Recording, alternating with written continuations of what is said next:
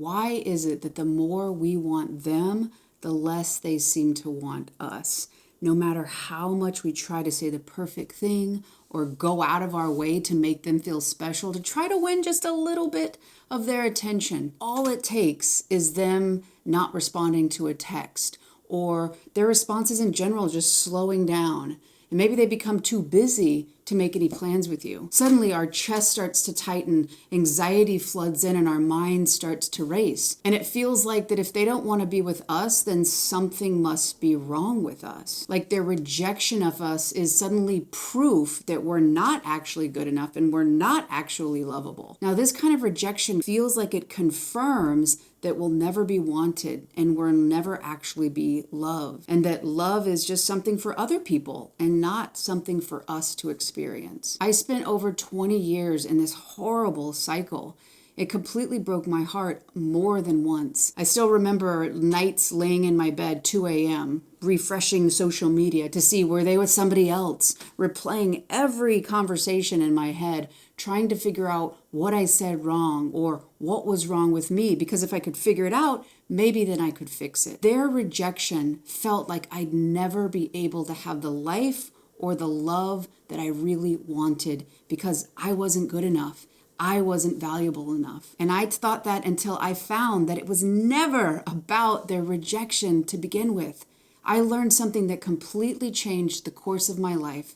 And after I understood this one simple thing, that endless, painful rejection loop that I felt trapped in was gone. So I'm going to walk you through the exact step-by-step framework that I created to free myself so that you can replicate it in your own life and finally break free of the rejection loop too. So let's take it to the board. So the first part here is I'm going to show you what I thought was happening. The second part of this is I'm going to show you what was really going on. And this is going to be the key to breaking free. So what would happen is there'd be a change in this person's behavior. And in this example I have, they became more distant. Maybe they started sending less texts. Maybe when I was around them, their attention didn't seem to be all there. They weren't fully present. Or just in general, they were just slow to respond. Down here, I have why. Why did their behavior change? Well, I thought what was happening was because they were around me enough, they could finally see I wasn't enough. I wasn't pretty enough. I wasn't successful enough. I wasn't smart enough. I wasn't worthy. Or maybe I was too much. So the reason that these people didn't want to get closer to me, then they were moving away through their distance, was because of these things. So I knew that that was the only thing that could have explained this. It was because of what I lacked. Now, let me know in the comments below if this is how you're feeling right now. So because the reason, it felt like fact that the reason that they moved away from me, didn't want to get closer to me, was because of what I lacked, it confirmed my deepest fears that I wasn't enough, that I wasn't worthy. And it just made me feel worse. And it felt like the life that I really wanted was impossible. Now, I would have bet you money that this was fact. The only way to explain their distance was because of what I lacked. But what if I were to tell you that something else is actually happening here? And the brutal truth of this is the missing piece that is going to set your heart free from the crushing cycle of endless rejection. So let's move into part 2 to show you what was really happening for me and what I know is happening with you too. So this is what was really happening. Stay with me here because I promise that understanding this will change your life. Okay, so the same thing. People change their behavior, okay? All the different ways. And I said that the reason, the why that's happening was because of what I lacked. Do you notice anything here? We don't know. The truth of the matter is we don't know why this person moved away. Why are they responding less? Why are they becoming less attentive in your presence?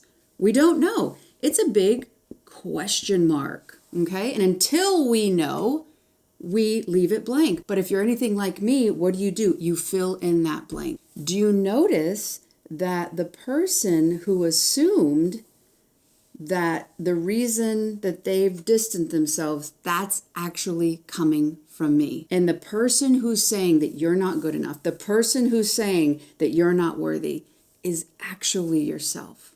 Now, it's very important that you know that you're not doing this because you don't like yourself or you don't love yourself. You're doing this because you're assuming that somebody's current behavior, they're acting like somebody from your past. Okay, so you don't see this situation clearly. These are beautiful. I know it's like almost hyper-realism drawings, but what you're seeing through is the past. This is called a perceptional bias. And I would imagine that you have a perceptional bias of abandonment, a perceptional bias of rejection. That means that when something happens, you assume that they're rejecting you or that they're abandoning you before you actually know what's happening. And yes, could this person actually not be interested in you? Sure. But that would be disappointing, not devastating. It's vital that you understand that when you assume that you're responsible for somebody else's lack of interest, it's crushing to you because you're actually rejecting yourself. And some of my most painful experiences is when I rejected myself by assuming they rejected me, is when I abandoned myself, assuming that I was being abandoned. Because in that moment, I didn't even have my own back. That doesn't mean I was bad. It means that I learned experiences of how to relate to myself and my sense of being wanted through the past. And every time I assumed it was because of me, I repeated and I repeated. So even though the other person may or may not have actually been interested, I don't know. When I assumed, I actually experienced rejection hundreds and hundreds of times, even though I didn't actually know what the reason was for their change of behavior. One of the most powerful things you can start to do is realize the rejection call 90% of the time is coming from inside the house. Again, people, you might not be their cup of tea. They might not be your cup of tea. But before you can even get to it, we have to understand, we have to wait for them, right? Okay, maybe somebody's family member is sick and they're distracted. Maybe they are getting close to you and that's triggering them because they don't actually feel very good and they'd rather go more distant as a sense of protection, even though it's self-sabotaging. They'd rather pull away than get closer. That's a lot different than I'm not good enough, that's why you moved away. And yes, sometimes people will see things in us, they don't like it, they move away. Again, that's disappointing, not devastating. When you assume that the reason somebody moves away is because of what you lack, you self-reject and self-abandon. If you want a little bit more help and my support, I do offer one-on-one sessions. The information is in the description box below, so check it out. Let's get back to the video. But how in the world do you actually break free of this rather than just continue to repeat it and repeat it? Well, what you're going to need to do is learn A, B, C. Simple, right? This is another thing that I created to help free myself because it is quite simple. First, we've got to become aware. What does self-rejection sound like in your body? Oh, of course they don't want to be with me. Here we go again.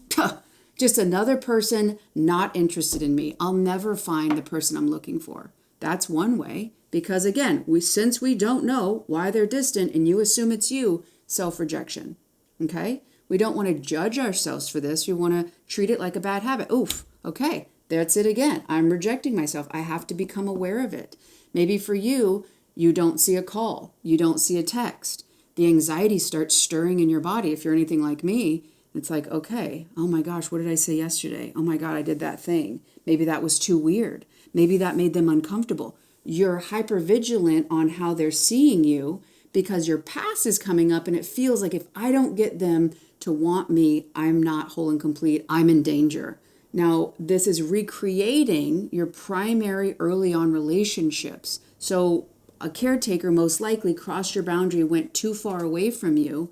It caused you to be afraid for your sense of safety. And so you become hypervigilant to where they are. And it feels like a desperation, like a survival thing that you need them to get. You need them to come back to you. And that's why rejection can feel so catastrophically just heartbreaking is because it feels like this person has something that you need, but that's a recreation of the past. When a caregiver went too far away, they crossed a boundary, they were emotionally unavailable, you felt rejected by their lack of attunement. That's all valid and it needs your attention. But this is just a recreation. Yes, this person can be great and valuable and you're interested in them genuinely, but when it starts to feel very big in the reaction and that your entire existence is questioned because their lack of interest, we know it's historical, it's from your past. So it's very important that you start to understand, what does this look like? One of the best things that my mentor told me about healing is you must become a detective of yourself. Not to criticize and harass yourself, but to understand, okay, when I start telling the story, when I fill in the blank that the reason they're not interested is there I go again. Here it never works out for me. Love isn't meant for me. I'm not good enough. You've got to understand the language of your self-rejection, the language of your abandonment. And I promise it's not complicated. You're going to start to notice these tones. You're going to start to understand these phrases. We all have them, physical sensations. So that's the first major part. What does it sound like? What does it feel like when you're in that trigger? The second thing you're going to do,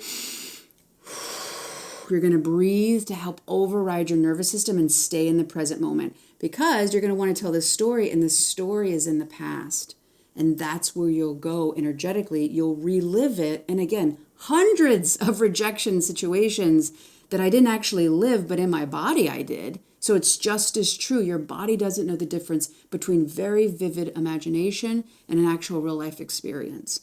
So the second thing you're going to do is breathe. What I used to do and what I still do now, if it comes up, is, oh, I'm rejecting myself. I'm learning how to stay with me. I'm learning how to appreciate me. Just staying in the moment, right?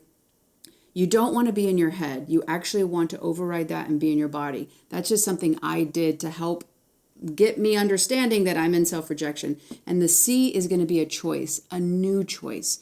When we respond differently in an old dynamic, we have a new experience. Dr. Dan Siegel says that the biggest way for you to break free of old beliefs and old patterns is new experiences. The reason that they're harder to come by is because they're kind of encapsulated with fear. Oh my gosh, I can't possibly ask this person what's going on, or go to my friends and say, man, I'm in this trigger. The story I'm telling myself is this person's rejecting me. I don't actually even know what's going on. I'm learning how to value myself and stay with myself differently, right? Those are examples. Or just, oh man, I'm feeling really triggered. I'm going to go for a walk. I'm going to go for a run. I'm going to journal this out. Everything you want to do in the new choice moment is going to be body-based, because we want to remind your body you're safe. You're not back in the past. You are safe, and stay present. You are an emotionally available adult. When you say, okay, woo, I'm triggered. I need help right now. I need me, as opposed to, where are they? Are they responding to me? Do they think I'm stupid? Do they think I'm ugly? You're emotionally and psychologically leaving yourself alone when you need your help. The new choice is somatically soothing your nervous system and bringing it back to regulated, so that you can have access to your higher functioning mind and start to see this more logically and emotionally, rather than just overly emotionally triggered, which is all having to do with different stimuluses that remind you of a past situation. Now, learning to break free of constant self-rejection is critical to opening the door to those who can actually show up for you. But if you don't watch out for one self-sabotaging habit, you'll keep giving more love than you get, and you'll repeat that rejection pattern all over again. So check out this next video right here to learn the brutal truth that will open up the door for the deep love you've been looking for. Check it out right there.